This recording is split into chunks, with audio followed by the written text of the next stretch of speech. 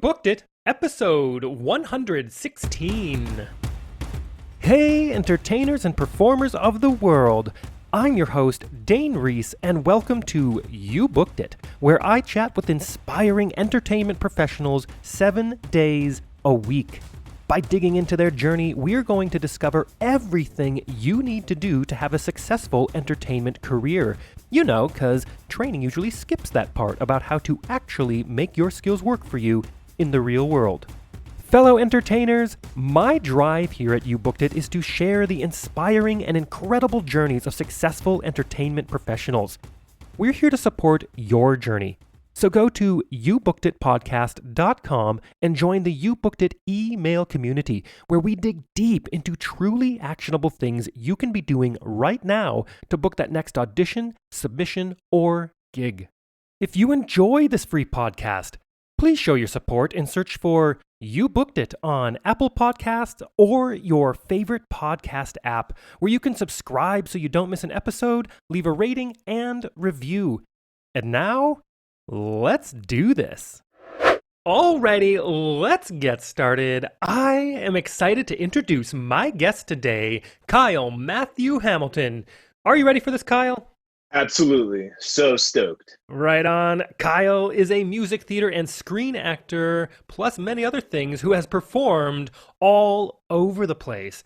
Credits include Broadway, SpongeBob SquarePants the Musical, Off-Broadway, Clueless the Musical, TV and film, the SpongeBob Musical Live on Stage, Ken Show at the Bedfellow, iCarly, Wonderama, Good Morning America, Macy's Thanksgiving Day Parade, and the 72nd Tony Awards.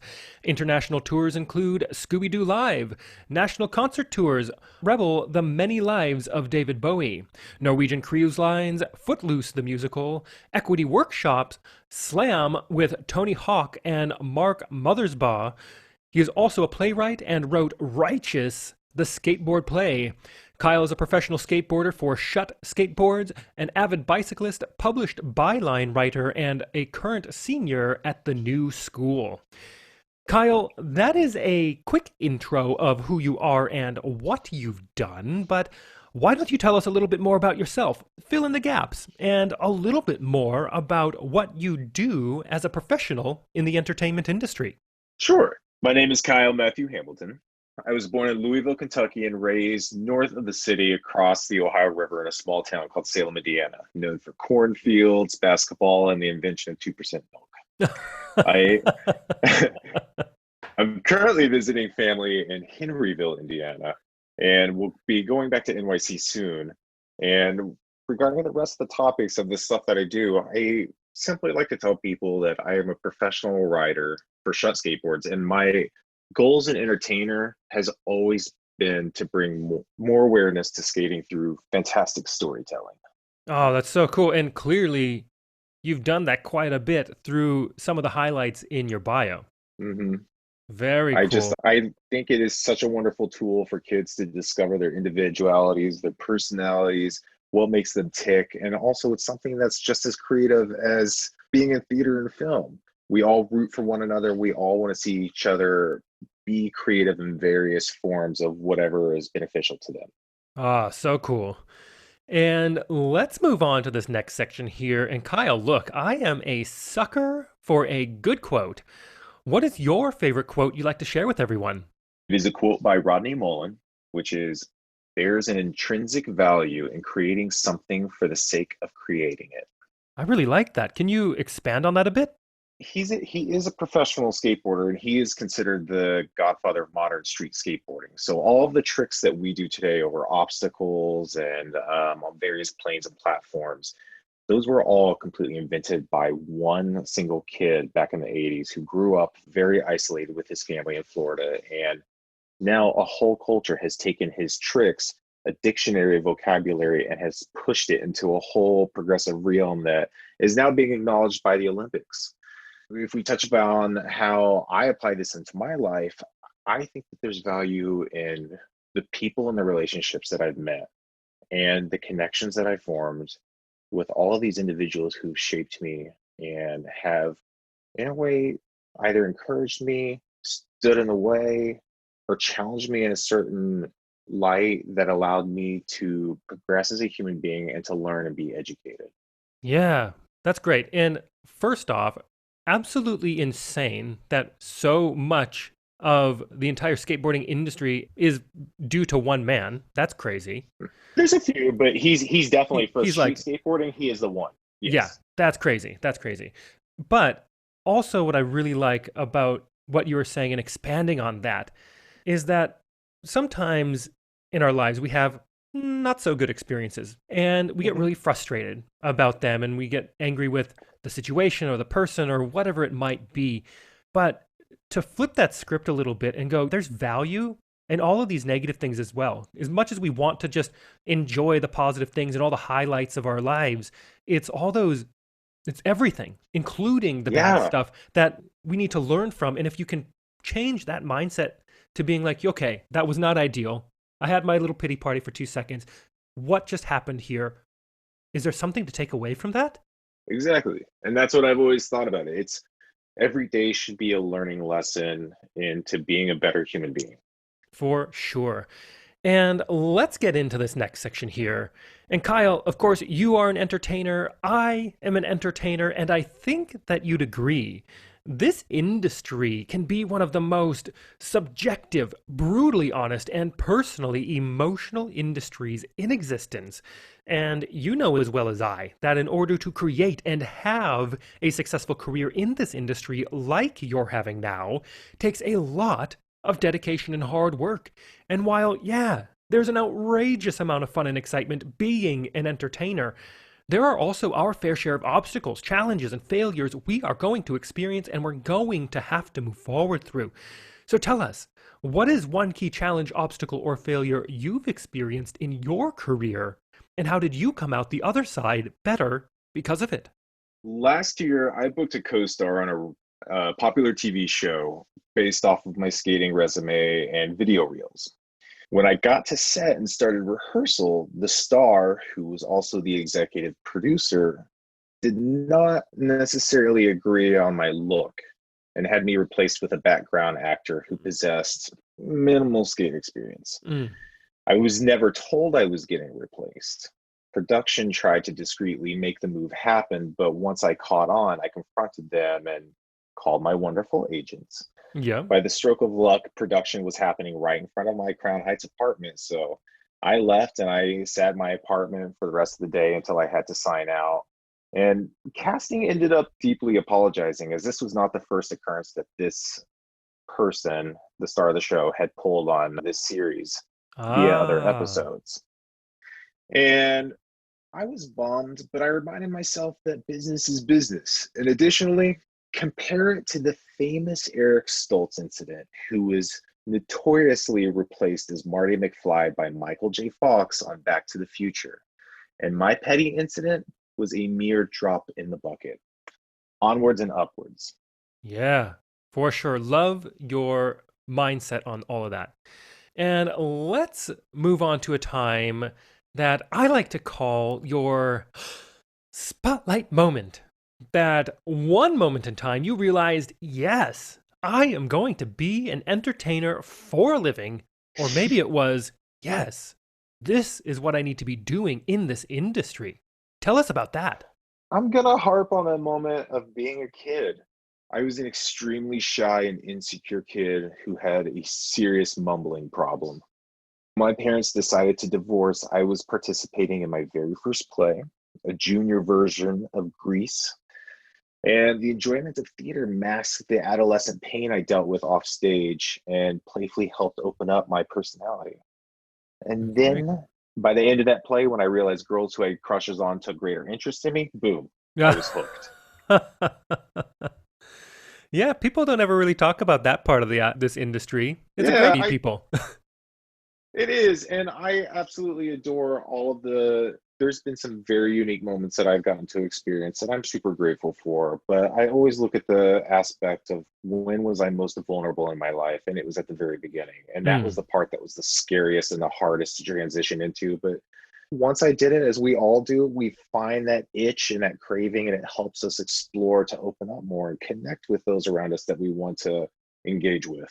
yeah, totally.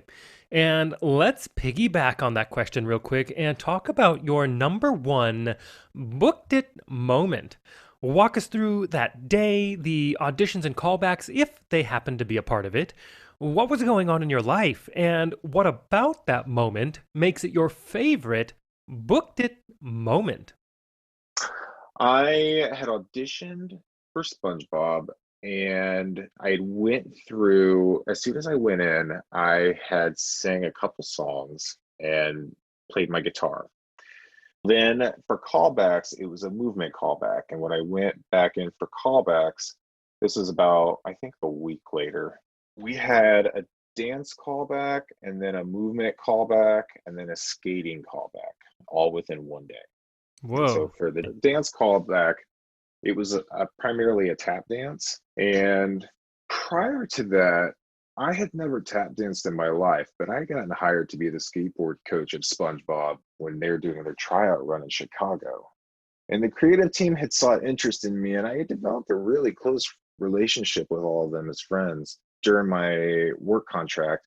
And so, whenever they had expressed interest, I studied the show heavily. And when I got back to New York, I started immediately jumping back into dancing classes again for the first time, and singing classes and acting classes, stuff I hadn't done in years because I had been in the skateboard industry and my life was all about skateboarding. Yeah. And so, when I went in for callbacks, I'd woken up early that morning to go take two tap classes before I went in because I was just nervously wrecked that I might not do a good job. But knocked it out of the park. And then we did a bunch of improvisation for the movement call to various forms of music. And then we had the skating call. And there was a lot of roller skaters that showed up. But the one thing that I had noticed from my experience coaching other skaters or other actors in the industry is that there's just not a lot of guys who authentically go out, like in terms of professional Broadway performers, there's not a lot of them that go out to purposely try something dangerous, such as skateboarding, on a daily basis. You know, at Yeah. any moment I was doing, or when I was on Broadway, I could have broken a foot out skating and it would have completely wrecked everything. But being in the audition for the skating callback, I felt very strong. And so it led us to our very last day of auditions. And it was about another week later. And I had brought in my skateboard guitar and music score. And so for my audition, I literally put down my skateboard and I skated all over the audition room, playing my guitar, singing School of Rock. And then That's amazing. and then I did I Believe in a Thing Called Love from the Darkness and Somebody to Love from Queen. And then I didn't hear anything for a couple weeks. And then I got invited to participate in a table read or a live reading of the updated script. And I still had not been heard anything in terms of casting.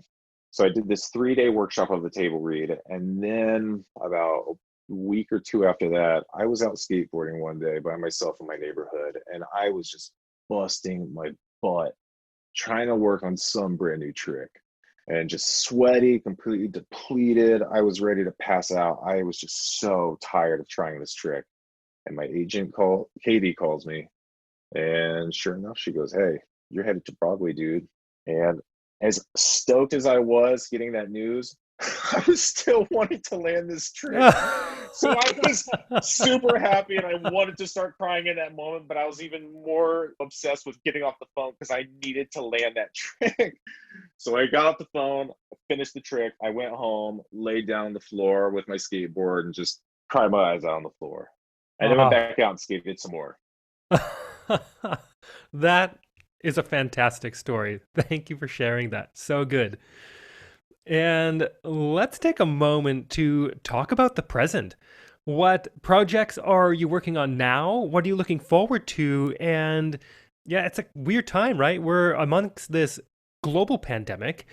How do you see the entertainment industry moving forward in the next couple of years? I just wrote and developed an animated pilot based on a skate shop I used to manage in the city called Shut, and a feature as well. Currently adapting a documentary called The Man Who Sold the World into a Screenplay, which is based on the rise of World Industries, which was the biggest skateboard company in the 90s. And I'm still a senior right now at the new school. So I'm studying full time, which has really been keeping me busy. And I've been doing a lot of part time work around where I'm living at right now with family until I get back to the city. I don't know how the entertainment industry will move forward, but come find me skating in the streets when you hear the good word. Yeah, right on. And it is time to move on to one of my favorite sections in the interview. I call it the Grease Lightning Round. I am going to ask you a handful of questions. I want you to answer them as quickly and concisely as possible, one after another. Are you ready? Do it. All right, first question. What was the one thing holding you back from committing to a career as an entertainer? My love of skateboarding. Second question. What is the best piece of advice you have ever received? Fudge it up, get it right. Boom. Third question. What is something that is working for you now? Or if you'd like to go pre-COVID, what was working for you before our industry went on pause? Being militant in my schedule of skating, studying, riding, and exercising. Fourth question. What is your best resource? Whether that is a book, a movie, a YouTube video, maybe it's a podcast, a piece of technology that you found is helping your career right now. Final draft, baby. Yeah. Can you explain what that is for everyone? Final Draft is a professional screenwriting program. And there's other more or less costly versions such as Celtics, but it is my go-to software for screenwriting and script writing. Great. And what makes it so good?